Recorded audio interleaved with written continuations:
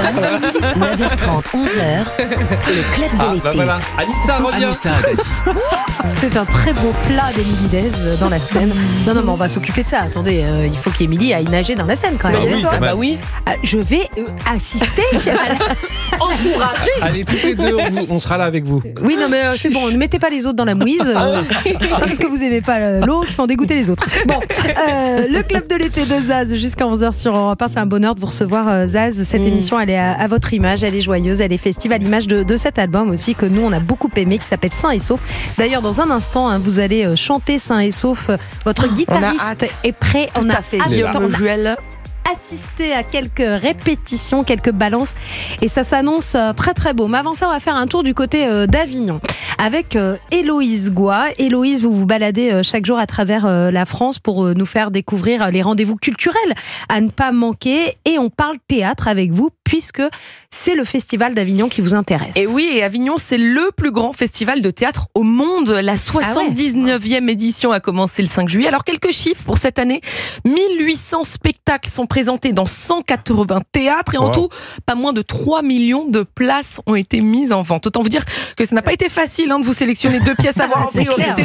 Je l'ai fait pour vous, Anissa, pour vous, chers auditeurs, car rien n'est impossible pour le club de l'été. Et alors, Zaz, vous nous en parliez en début d'émission, nous recommande une pièce que je n'ai pas vue qui s'appelle Lola, l'eau comme l'eau à boire. Et je viens de regarder, cette pièce est donnée au Fabrique Théâtre. Voilà. Oui. Très bien, bon bah c'est noté. On va 10h et quelques, non? C'est pas un truc comme ça? À 10h30, exactement. Et on entend, on entend votre voix dans cette pièce. Oui, en fait, ils m'ont proposé, j'étais hyper contente et c'est très poétique et c'est écologique. C'est vraiment un très beau spectacle. Et je lis que c'est pour tous les publics, à partir de 5 ans. Lola, l'affiche est magnifique et c'est à 10h30 au Festival d'Avignon pour le off du festival. Bon, alors vous vouliez nous recommander aussi une pièce canine à Avignon. Et oui, vous avez bien entendu, une pièce de théâtre autour d'un chien. Il s'agit d'une adaptation d'un roman, d'un best-seller de Cédric Sapin-Defour, Son odeur après la pluie. Plus de 700 000 exemplaires vendus. Et alors, si vous avez lu ce livre merveilleux, vous vous en doutez, vous le savez, il faut prévoir les mouchoirs pour cette adaptation. Parce que cette pièce nous raconte une grande histoire d'amour entre un humain et un chien. Ce chien s'appelle Oubac, c'est un bouvier bernois qui a embelli la vie de son maître pendant 13 années de vie commune. Véronique Boutonnet nous explique comment elle a procédé pour l'adaptation de ce joli livre. Je dois dire qu'au départ, c'est une mission impossible. Ce texte n'a absolument rien de théâtral puisque c'est un texte extrêmement introspectif, contemplatif. On a 1h15 de spectacle, on a 1h15 de sons, de musique, des bruits d'animaux étranges. Donc l'espace tout de suite qu'on a imaginé, c'est une forêt. Et oui, sur scène, de véritables troncs d'arbres, des troncs de bouleaux composent une belle forêt dans laquelle se balade la comédienne Marie-Hélène Goudet. Son personnage nous fait part de ses pensées et de ses souvenirs sur ces quelques années avec Oubac.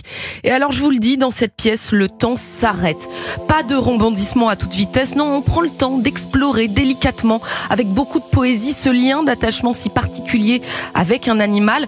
Tous ces moments de bonheur, bien sûr, mais aussi fatalement de grande tristesse lorsque le chien s'en va pour de bon. Je suis très sensible sur le sujet. J'ai la chair de poule. J'ai 2 chiens, je n'imagine pas du tout. Il faut que vous lisiez ce livre. Son odeur après la pluie. C'est une merveille. L'adaptation est très émouvante, mais vraiment, toute personne qui a déjà eu une relation privilégiée avec un animal devrait aller voir cette pièce. C'est infiniment tendre et beau. Son odeur après la pluie. Cette pièce se joue à Avignon, vous n'allez pas me croire, au théâtre du Petit Chien. Ah, c'est génial. Il n'y a pas de chien sur scène. Non, il n'y a pas de chien. Et alors, j'ai beaucoup de mes amis qui n'avaient pas d'animaux de compagnie, qui n'avaient pas de chien et qui en ont pris un après avoir lu ce livre. Après la dernière page, ils ont fermé le livre et tout de suite, ils ont été prendre un chien. Ça a été aujourd'hui. Mais ils avaient très envie d'en avoir un depuis très longtemps. Certainement. Et ils n'osaient pas passer le cap. Et il y avait certainement quelque chose qui les retenait. Ce livre est une merveille. Fabuleux. Il faut le lire. Et puis, vous nous proposez, Héloïse, ce matin, une autre adaptation. C'est une pièce, cette fois-ci, inspirée d'un film. Elle est géniale, ma mère. En fait, je crois qu'elle a aucun défaut. Elle oscille toujours entre une très grande chaleur.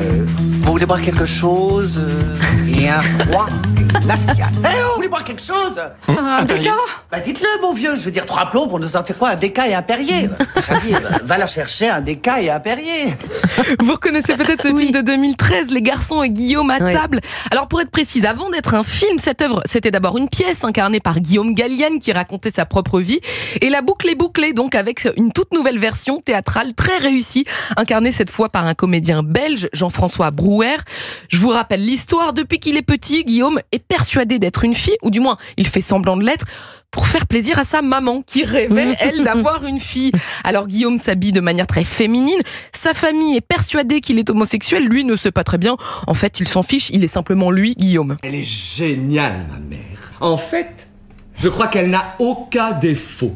Sauf peut-être celui d'être de très mauvaise humeur depuis 35 ans.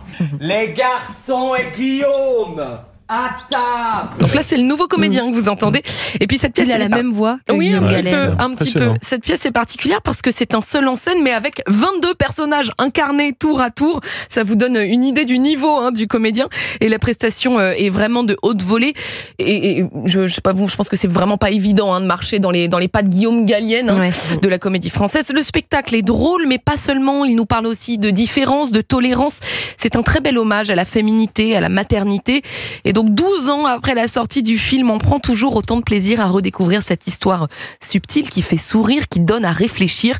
Les garçons et Guillaume à table, c'est au théâtre des Gémeaux à Avignon. Le Festival d'Avignon, donc c'est jusqu'au 26 juillet. Il y a de nombreuses pièces à voir. C'est le rendez-vous des amoureux du théâtre. Merci beaucoup Héloïse pour ce joli programme que vous nous avez concocté ce matin.